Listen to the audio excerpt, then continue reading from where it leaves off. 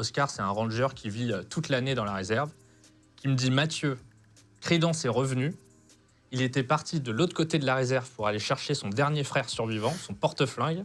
Il est allé chercher son plus vieux fils pour aller se battre contre les deux lions de la réserve. Incroyable. C'est incroyable.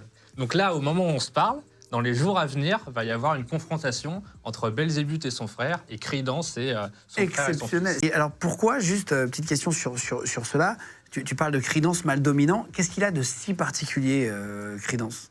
Alors déjà, quand je l'avais vu il y a 5 ans, parce que du coup, j'ai déjà pris Creedence en photo il y a 5 ans, il avait une gueule très particulière, plus gros que les autres, mais surtout, c'est un chanteur. C'est-à-dire que c'est un lion, quand il fait son rugissement, ça s'entend sur des kilomètres et des Ah, kilomètres. c'est vrai. Et il a un rugissement très particulier, très grave, très rauque.